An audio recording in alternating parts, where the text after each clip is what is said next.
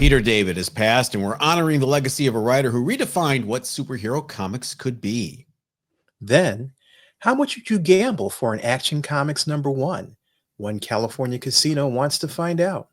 And what if number 105 is spiking again thanks to Spider-Verse buzz and a big casting rumor? Who is it? What is it? How much is it? We'll find out all this and more on Bronze and Modern Gods.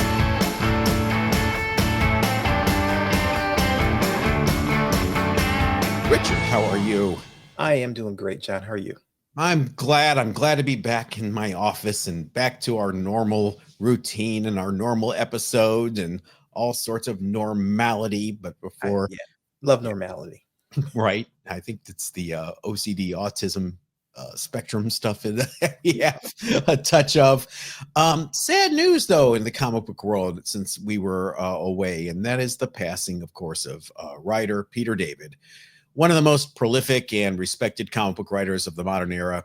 Of course, Peter David was known for his sharp wit, layered character work, and long influential runs across multiple publishers. That's what I respect. He stuck with the book for a long time, Richard. Mm-hmm. Right. He wrote the Hulk from 1987 to 1998, issues 33, 31 through 467. And that redefined the character with his multiple personas. He's got Joe Fixit, he got Professor Hulk. You know, Smart Hulk is his creation.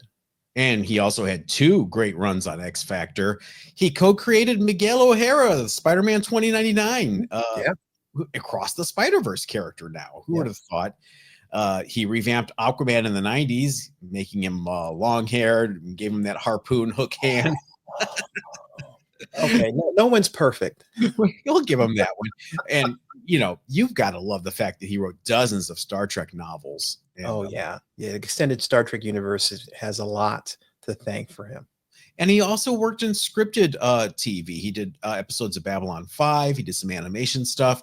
But he was also really outspoken about creators' rights and the issues with the industry. Who can forget his war with name withheld, Eric Larson, in his column, But I Digress, and Comic Buyer's Guide. I used to read that every week.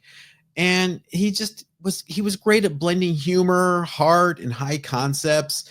And there was always like some deep emotional stakes below the surface of what he wrote. Sometimes, you know, I was a little critical on this podcast in the past how he would almost write to a joke. Sometimes he would think of a funny pun and like, okay, I got to shoehorn this in somehow. But it did not make him a bad writer by any stretch. I was a big fan of a lot of his work. Some of the more obscure stuff, like his run on Justice for the New Universe, was a favorite of mine. So, any favorites of yours, Richard? What did you like from Peter David? X Factor. He's the reason why I actually read the series, to be honest with you. Well, we're gonna miss him, and it's sad that Marvel has time to post their sympathies on social media, but they don't have time to contribute to his GoFundMe and his medical bills and his funeral expenses. Marvel, Disney, shame. Yeah, just a fraction of a percentage would set things right. So I mean, please. It's one thing to have work for hire, and you know what you get into when you do work for hire, but when you create concepts and things that have made your company billions of dollars, it's just the right thing to do. Right. Well, let's pivot. A hard pivot. So I get this email from one of the local casinos this last week here in Southern California. And I thought it was a joke. I thought maybe you mocked something up and sent it to me. I'm going to put it on the screen here. Yaamava Casino here in Highland, California. They're giving away an Action Comics #1. They really are. And of course, I had to like zoom in on the photo to see that it's a 4.0 restored. Okay, fine. Okay. Still, so there's several ways you have to earn capes in order to win. So every cape gives you an entry. So of course they want you to come to the casino every Tuesday in June and July and you know, give up all your money to the slot gods. And I said slot. And you earn these capes, and then they're going to have the drawing in August from all these eligible people. Is that insane? No, it's the same as, giving away a Ferrari or giving away some other valuable high, you know, high valued thing. In this case, they picked a comic, and it may not be because they're into comics. It just may be because they came across a reasonably priced Action Comics #1 that they could then If you turn look, around and give away. it's from Reese's Oh, Comics. okay. Mhm. So Greg Reese is involved somehow. I don't know. I doubt he donated it. Come on, Greg. No, no, no. But what a great ideal for a partnership. I mean, it caught my eye and yanked it 15 feet. Um, That's a great point. I mean, I could see Marvel or DC doing some one-off comic that is only available through a giveaway like this.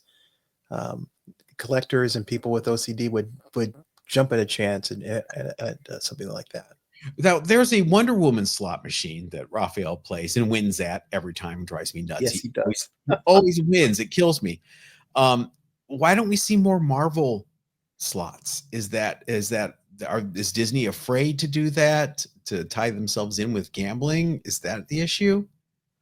That's a good question. I mean, there's no lack of other games that are tied to IPs that Disney owns. So I'm surprised Marvel isn't prevalent in that industry. There's a Whitney Houston slot machine that, and they use different clips of her throughout her career. Ooh, I'm gonna burn for this. They use a clip of her like all sweaty singing, like near the end. It's like, why would you use that clip, guys? Why would boy.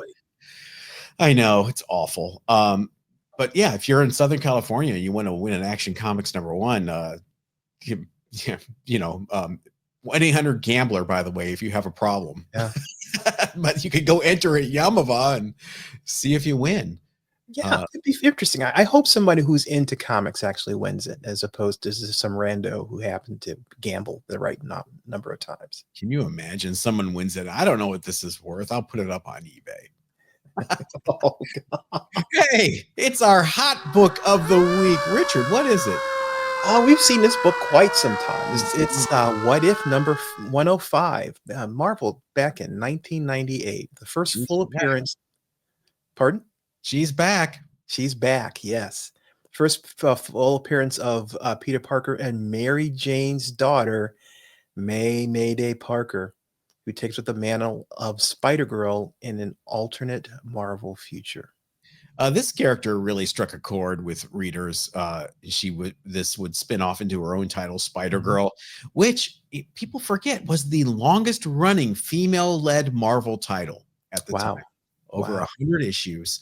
She was not a flash in the pan. It was the book that refused to die. Every time Bill Jemas and Joe Quesada would want to kill it off, the fans would rally and do a letter writing campaign, and they were just kind of forced to keep it alive for another 20 issues, and then it would do it again, and then another 20 issues. They'd cancel it again. Same thing with Mm.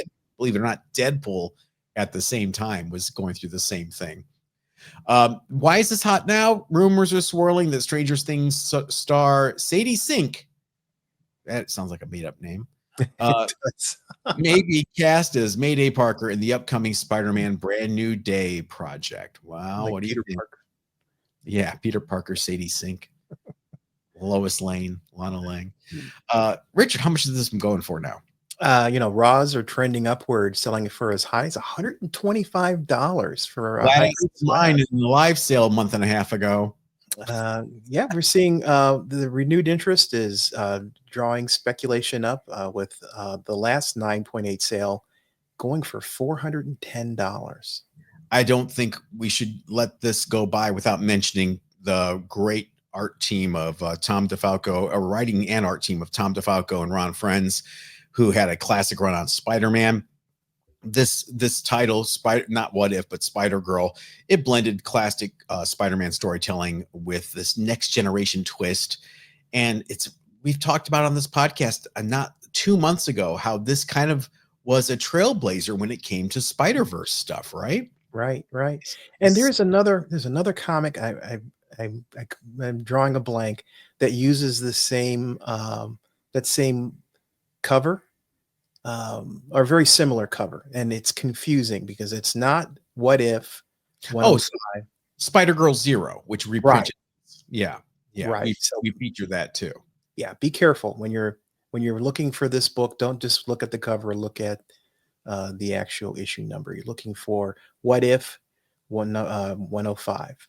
And if you really want a challenge, it was still on the newsstands at this time. So there is a newsstand version of Wow. the 1998 comic book. So if you want to get them all, Pokemon, go for it.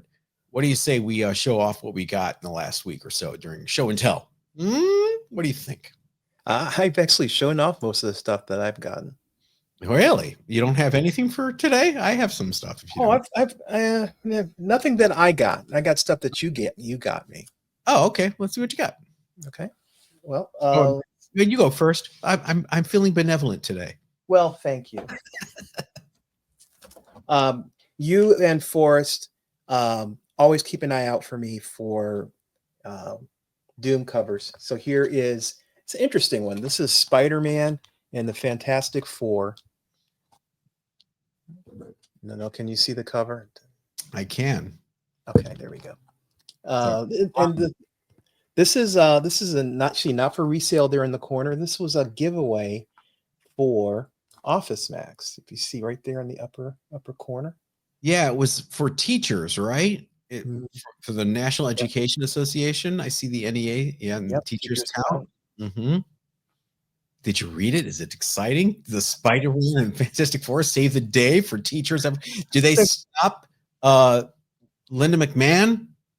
No, Doctor Doom goes into detention and he has to pound this, erasers. I have not read it yet, so I like yours better. I got something in the mail this week from a viewer. oh, excellent. Again, everybody, you don't have to send us books. You don't. And um, I'm not gonna protect this person's identity. I didn't ask him if it was okay for me to talk about this. I did pay for this one, so it wasn't free. But he sent me a DM, and I thought, you know what, I do want this. It was random. It's nothing I would ever search for, but the price was right. And it is Quick Draw McGraw number 13, Oh, cool. a giant sized issue, and a 9/4 from 1963. Wow. A gold key 9/4. Wow, that's I mean, I thought it's got to be a file copy. It is not noted as a file copy in the CGC notes, but it's also the pinup back cover variant. If you know your gold key, you know some covers have ads on the back of the same issue and some have a pinup. So it depends on what you got. So there are variants. And it's just gorgeous. I kind of want to crack it open and read it, but I'm not going to. Look, there's Baba Louie, Baba Booey, Baba Booey. And yeah. there's Oh, yeah. Augie Doggy and Doggy Daddy. It So, reminds me of Saturday mornings. yep. And there's the by Hanna-Barbera. I think it was just great. The viewer also wanted me to tell everyone that the same seller where he found this had it listed on eBay as well as on their own site. I can just go ahead and tell you it was My Comic Shop. It was listed on mycomicshop.com and eBay. The price on eBay was higher. So his advice to viewers is if you see something from My Comic Shop on eBay that you want, skip it and go over to mycomicshop.com and you'll get it cheaper. Yep. Yep. You don't pay as much. The consignment is adjusted for eBay fees. So That's nice little tip. So it thank is. You're giving away secrets, John. the viewer was. Thank you, intrepid viewer.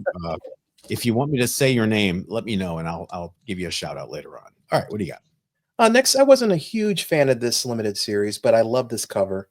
It is this is after the Perez cover. This is Deceased number 2.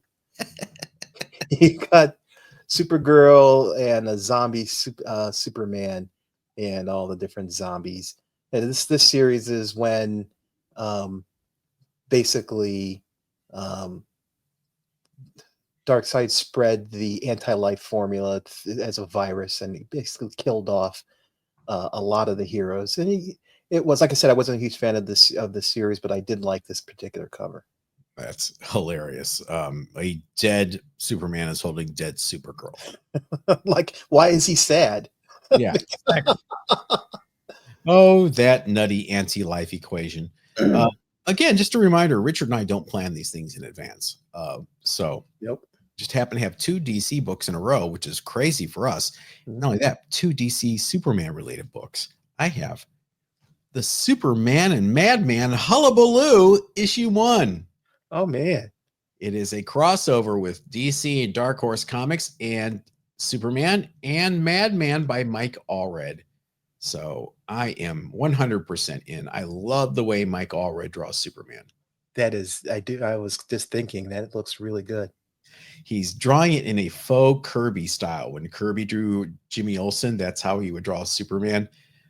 So I see you, Mike Allred. By the way, Mike Allred hired him to draw not one, but two Monkeys covers for Christmas Party, the album Christmas Party. Mhm. And he drew a big insert. If you look on YouTube for the music videos for the Monkey She Makes Me Laugh and Unwrap You at Christmas, it's all drawn by Mike Allred. Oh, that's cool. So I was able to pay him back a little bit for all the joy he gave me while I was growing up and collecting comics. So there you go. Let me break my back padding it. Did you get to meet him? No, just email. Never met him in person yet. Someday. He's a huge Monkeys fan. So someday when Mickey goes through his town, when Mickey is coming to your town, like the Monkeys, they may be coming to your town. Oh, what is your last one, right? He's the last man standing, the last monkey standing. The next one, I have a lot of books on the wall, and they've been there forever. So I actually realized people who are newer to the show may not know about what they are back there. So I wanted to feature at least once every other week one of the books that I have on the wall. And the part of if they're on the wall is part of the permanent collection. In other words, it doesn't rotate out like some of the other books in my collection. These are the core. And one of them I have here is Teenage Mutant Ninja Turtles #1. This is a second print. It's 5.5. I had a 9.6 third print, and I sold that to move up to this second print. If I ever come across a first print, I will move mountains to be able to upgrade this. But why am I misremembering you had a first print once? I guess I have not had a first. I've had a number of third prints. Mm-hmm. I met this nice gentleman from Connecticut whose brother worked for Mirage Studios, and he moved here to this area, and he had a stack of #1, 2, 3, and 4s. Wow. And he and I did some business back and forth, and I've had a lot of third prints in my hand. This is the only second print that I've come across. Wow, crazy. And that, where did you get this second print? You traded for it, you said, for your third? Actually, I sold my 9.6 and then I used that money to buy this 5.5. eBay? I believe so. Yeah, it's been. You know what? I don't remember what the provenance of it. We don't. All right. It's beautiful. Did you press it?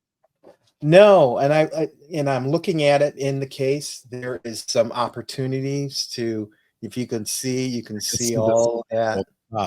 Yeah, definitely some opportunities. The only problem I have with it is, the back also. There's some creases down there. Is that all black cover is so sensitive that if I don't do it right, I'd have to wear gloves the entire time I'm working with it, because one fingerprint would drop the grade, from a 5.5 to at least a 5. Non-powdered latex gloves, you'll be fine. For everybody that's going to come at me for wearing gloves while cleaning and pressing, sorry, I will always wear gloves. I don't want to hear it.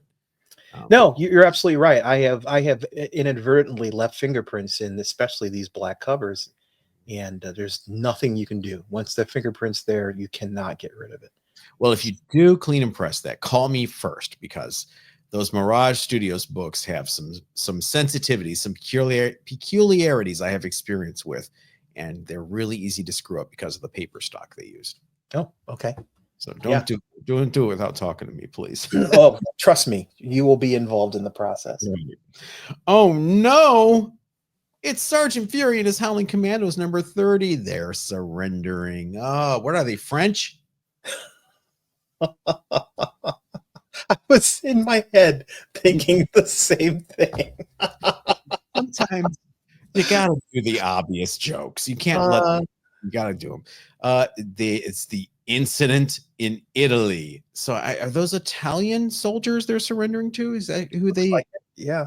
insignia there? I'm not sure what that is. The cap looks like it, yeah. Okay. You will be forced to eat pasta and risotto. Nick always had trouble keeping his shirt on. What's going on there, Nick? Is he drawn by Mike Grell? His clothes live a hard life. By the way, breaking news, courtesy of Ariel, another viewer, Mike Grell has canceled Heroes Con. Really? So there's no reason to go now, as far as I'm concerned. Can't get your signature, yeah. I can't confront Mike Grell about how great he is. How great are you guys by DMing us and letting us know stuff and sharing stuff with us and also being a member? Yes, being a member. What does that mean? Well, for $2.99 a month, you can join us every Thursday for our new Extendorama live members only chat and show and tell.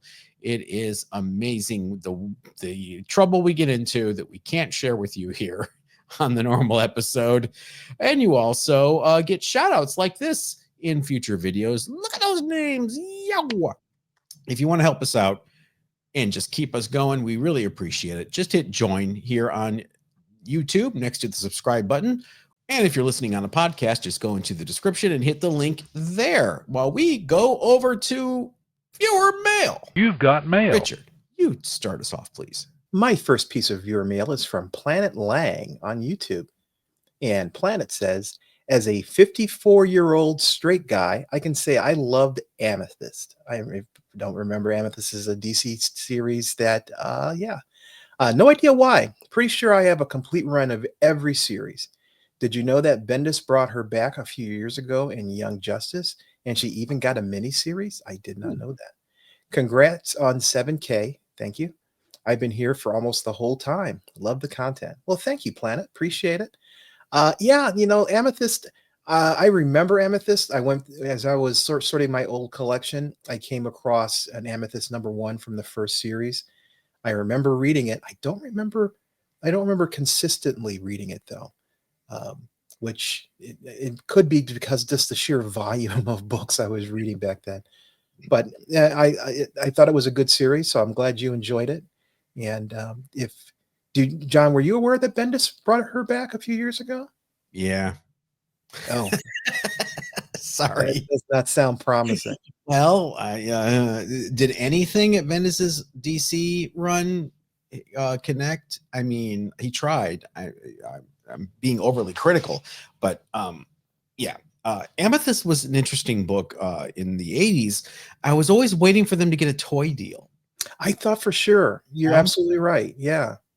I mean, they got Hercules Unbound and Warlord got toys. How come not Amethyst? I thought it was one of those books that was purposely done just for the marketing for some product. Marvel did the same thing with Crystar. You know, they created that first and then got a toy deal. And I suspect that was Janine Garofalo. You can tell I'm a 90s kid. It was Jeanette Kahn's goal to kind of try the same thing for women or girls. And, I hear you, Planet Lang. I was joking that only girls and gay men read Amethyst. Straight guys did too. This #1 from the first series also has some value to it. Does it really? Yeah. Okay. Well, good for her. From our email at bronzeandmoderngods@gmail.com from Brian McCauley. Dear gods, I was happy to see a recent tribute to Butch Geis. I set up a commission through Butch's agent last year. This was going to be my first commission. And I chose Butch Geis, both because I loved his work and because he was so kind to me when I was a teenager. After I pestered him at a signing in Boston, he drew a small bust of Marionette from the Micronauts for me. I'm not sure when I lost the drawing. Oh, but the commission was a way to replace that lost drawing and a way to thank him for his kindness. The man himself contacted me a few months later, and I was fanboy giddy whenever I received a personal email from him. When I saw he was having trouble, I sent an email wishing him well, and he sent a nice email in return. I was checking his Instagram every day to see if he was back to work, and I was crushed when I found out he passed away. Heartfelt condolences to his family. Best, Brian. Brian, I know. I loved his Instagram account because he would go into depth about his favorite comic book artists when he was growing up, and he would show many examples and write like a little editorial piece to go along with each post and carousel. So go look at Butch Geiss's Instagram. It's still up. It's really interesting, and it's just a big, big loss. Yeah, yeah. We're losing a lot of really important people in the comic book industry. I know. We got to get our interviews in high gear. Yeah. Get off our duffs. What is your next piece of email? My next piece is from our bud, Second Best Bob. Hi, guys. I'm doing the CLZ thing with all my books. It's taking a while, and I'm only using a couple of information functions. I can't imagine how long it would take if I filled in everything. Yeah, CLZ is a app for iPhone, Android, and it is a very, very comprehensive way of keeping track of your comic book collection. Anyway, I found this. I think it was his first ongoing comic series talking about John Byrne. My excitement faded a bit when I realized it was actually a reprint. Apparently, Charlton reprinted the original 6 issues 2 years later, but kept the issue numbers. So my number 9 is actually number 3. Anyway, it was fun to see how we started. So I've got some pictures here of the comic that Second Best Bob is talking about, and it's some early John Byrne art. Yeah, John Byrne is one of my favorite artists, and so this is pretty cool. John, were you familiar with him doing work for Charlton? Doomsday Plus One. That Right. was his series. Depends, Bob and Richard, what you're talking about. Are you talking about first ongoing art in a title of his own? Doomsday Plus One may be it. If you're talking about first art period in a published major comic book, that would be Wheelie and the Chopper Bunch, where John Byrne's first art was for Charlton. And then after that, he drew the Raj 2000 robot backups in E-Man. So that's kind of his first regular gig, because Raj 2000 was always a backup. Yeah, Second Best called it out as early Byrne work, not necessarily his first work. This is calling it his first ongoing comic series. So splitting hairs here, but yes, he did a lot of work for Charlton, and he was not there for long. He was a smart cookie. He said, I'm going to do this here. I have control. I'm going to ink myself. I'm going to show I'm a triple threat. I'm going to write some stuff. And then he was able to go to Marvel and get work because of that. Yep. So yeah, Byrne fans, go Wheelie and the Chopper Bunch, go get them. From our email, the value of Wheelie and the Chopper Bunch. More Hanna-Barbera. From our email at bronzeandmoderngods@gmail.com from Jay Wilson. Hey, back at you. Hey. Enjoy your discussions on comics. So I did a quick review of my comic collection. After stepping over the comic misadventures and sleek pinup covers that make up today's comics, I arrived in the beloved realm of Silver and Bronze Age books. Welcome. Then I came across something I didn't quite understand. At a time when DC trumpeted the return of King Kirby, off to the side, several strange books appeared by the legendary co-creator of Captain America, Romance Comics and Kid Partners. Why was so little said about Joe Simon's Prez and Brother Power the Geek? Even comments on the Kirby reunion on Sandman were muted, and his green team went nowhere. Why? Were the stories that bad? Was there simply no interest in Joe Simon? Someone with such a background should have merited some input on DC a la Kirby, or perhaps Simon was just doing what he wanted. What do you guys think? What do you think of Prez and Brother Power? OJ. All right. Carmine Infantino thought highly of Joe Simon because he sought out Joe Simon in the 1970s and said, hey, come over to DC. I'll make you an editor. You create your own little line of stuff here and I'll leave you alone. And that's why we got the Green Team and the Outsiders and Prez.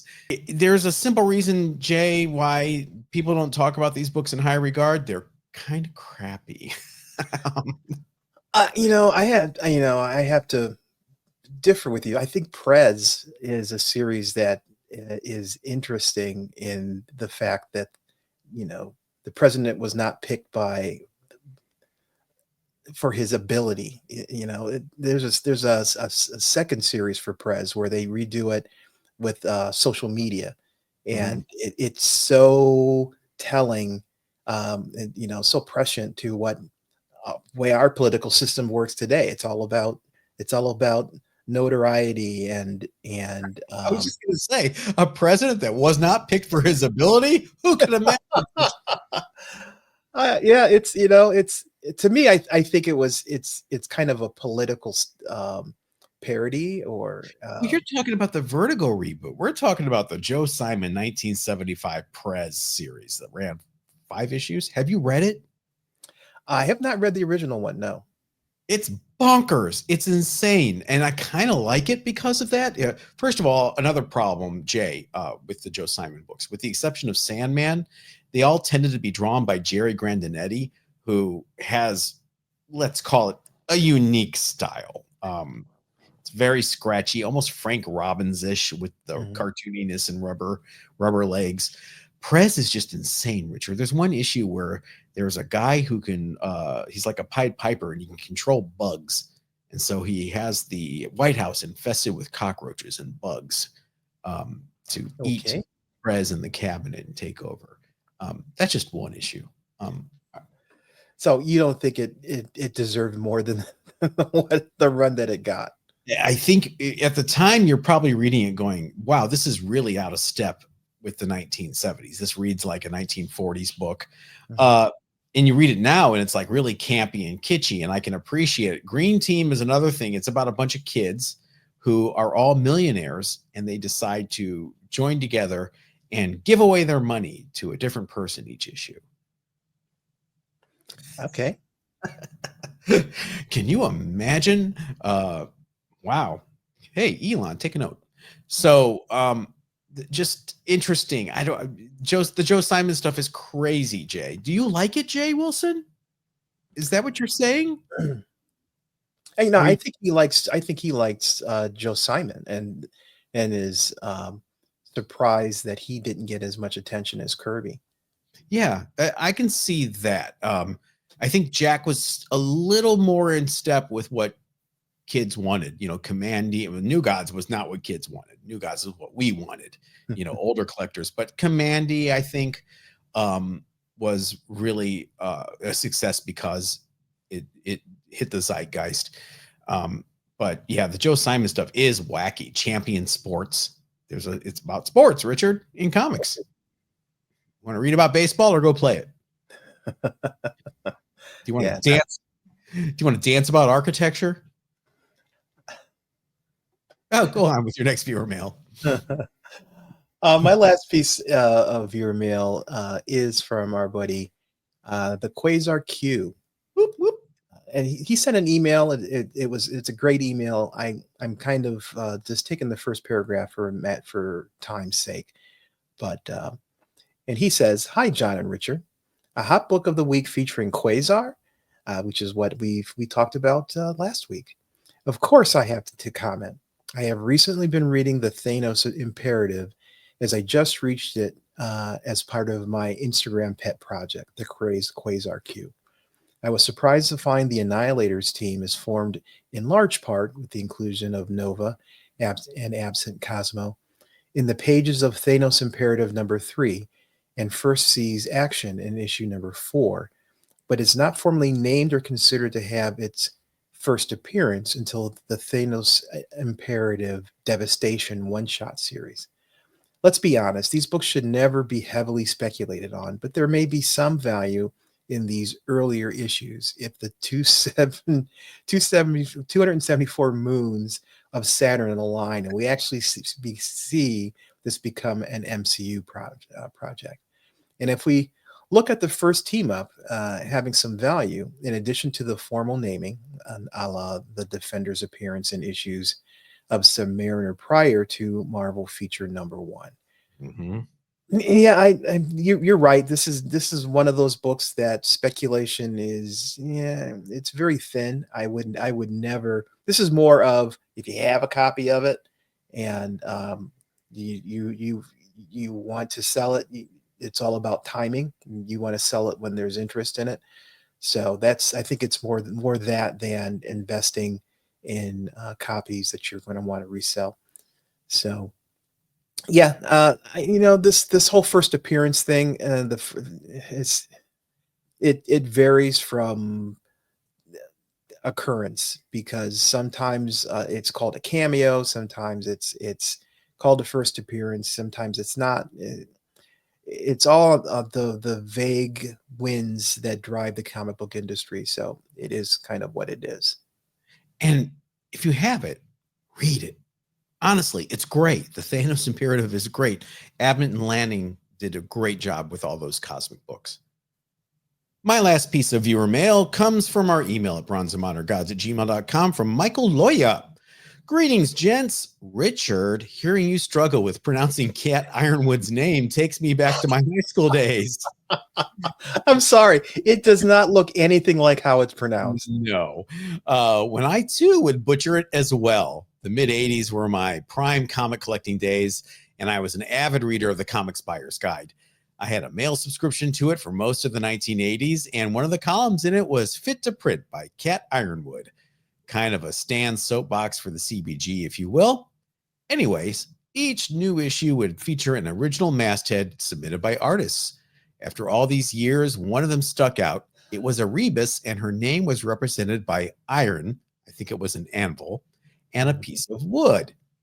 Back in the days of print communication, I never heard her name spoken, so this finally made it clear. Oh, how I miss Comic Buyer's Guide, and when I think of it, Bronze and Modern Gods might be today's version of it. News of the week, comic reviews, opinion pieces, nostalgic looks back. Now, if only one of you had a name that was difficult to pronounce. Anyways, thanks for an always entertaining show, Michael. Michael, I love this email. Thank you very much, because I think you hit on something that I didn't even realize that we did here 5 years ago when we started this. It is me recreating the Comics Buyer's Guide every week. The first page was news. Mm-hmm. Turned it in. There was an editorial, where I ranted about something, or Peter David ranted about something. Then there were some one ads and things like that. And then there was like a big nostalgia piece. Here's what happened 20 years ago in comics. Did we subconsciously recreate the Comics Buyer's Guide as a podcast? Maybe we should try rename the show. Get the trademark for Comics Buyer's Guide. Has it lapsed? Has it been long enough? Time to look it up. Oh man, I had a subscription too, Michael, and then when I owned a store, or actually when I started managing the store, I let them pay for it, so I would just read it on the job. By the way, how I got fired from my first job. Cam's Record Store in downtown Elyria, Ohio. I was 15 years old, and they hired me because I knew a lot about music. I was a customer, and they're like, you know a lot about music. Do you want a part-time job? Sure. And I used to spend my hours there reading Billboard magazine from cover to cover. And they're like, you're supposed to be cleaning, and we're going to have to let you go. I'm like, that's my dream job. That was around 1985, Richard. Hey, it's the old fart rule.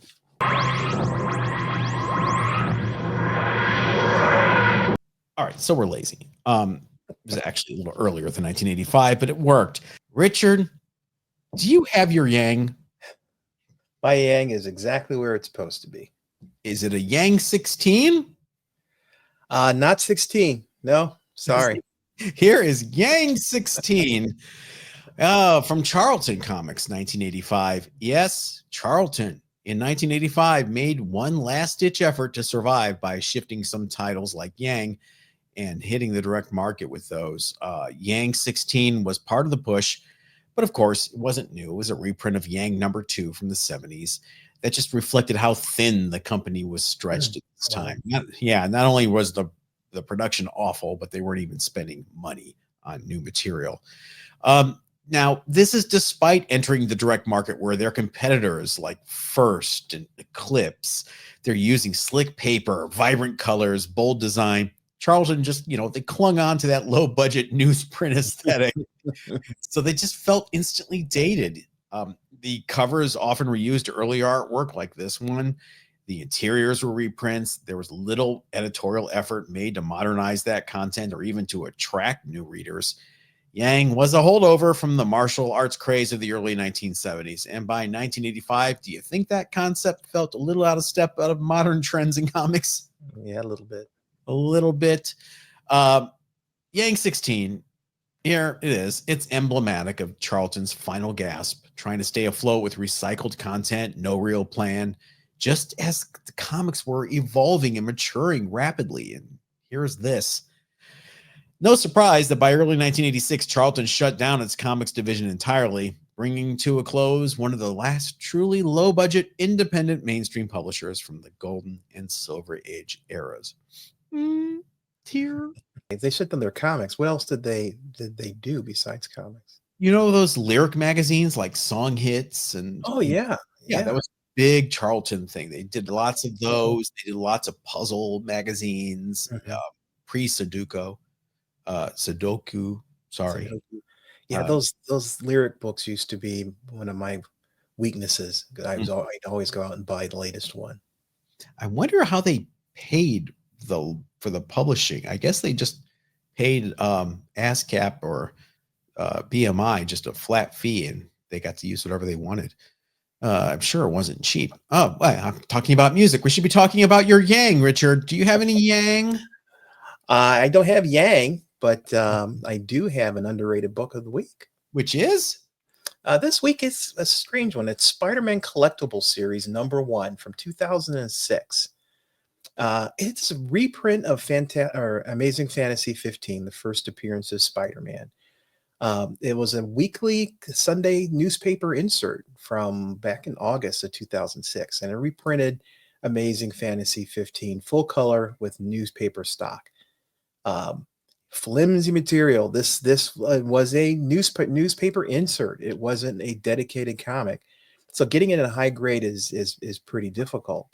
I wasn't aware that this book was actually worth anything. I was doing some research because I had come across someone who was selling an obvious fake X-Men #1. Which, by the way, we have to talk about that. It's on eBay. Has it been pulled yet? No, it was there earlier today. I was still looking. Go ahead. No, it looks like it presents as a brand new, like a 9.8, 9.6 kind of comic. And then he's flipping through and showing every single page, and it's just too good to be true. He has an opening bid for it for $105 and not a single bid on it yet. And I think it's because people are looking at it and saying this is trash. It's a color copy. It's a color printout. Yeah, and he misrepresents. He's very coy with his wording. I looked at him as a seller. He sold a lot of comics, so this is not someone who's first time looking at a comic book.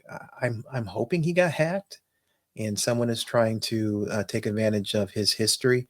But yeah, be careful, people. When you're looking at comics, do use common sense. If someone's selling an X-Men #1 or a fantastic, Amazing Fantasy 15 for a crazy low price, they're trying to scam you. It's not some miracle where you came across some grandma who was cleaning out the attic and came across a box. This is some dude who's trying to scam you out of money. Always be skeptical of something that's too good to be true. It's like the early days of AOL. That's not a hot young lady chatting with you in the chat. Oh no, 99% of the time it was not. But this Amazing Fantasy newspaper reprint, and I'm sure 9.8 is really tough. Did you happen to look? Yeah, there's only 11 9.8s on the CGC census, 28 9.6s out of a total of 118 graded. So 9.8s are hard to come by. Someone was asking on my comic shop, I was doing my research, they're asking for a 9.8 $1,500. Ooh. Which I find very suspect. But you can ask whatever you want for a book. There's nothing stopping people from paying what you want or ignoring you. But you know what? A recent 9.6 sold for $219 on eBay, which I find also that's just a lot of money for a book that I've always looked at. I've come across these over the years, and I actually have a number of them. I look for them to actually show because it's a series of different books, and they're all different Spider-Man important issues in early Spider-Man's history. Mhm. Um, I'm just surprised that they're going for the amount of money that they're going for. But apparently, it's not just this book. There's another book out there. That's another facsimile of Amazing Fantasy 15. But this comes from 2002. It was a part of the Spider-Man limited edition DVD box. If you got that, you got in the box a polybagged copy of facsimile of Amazing Fantasy 15. It looks a little different than this book, and it's got a Marvel logo in the lower corner. Mm. But other than that, it says not for resale across the bottom. Um, and that particular book also is going for some decent money. I saw some eBay listings where 169 $200 for this book in polybag. I think that's a lot of money for basically just a reprint. Yeah, that's crazy. We saw a bunch of them last week at someone's booth at Comic Palooza, didn't we? Yeah, and again, I didn't realize they I were didn't going either. for so much money. I would have taken a second look at them. We would have had a fight, a little elbow fight, like we were in the pit back in the day.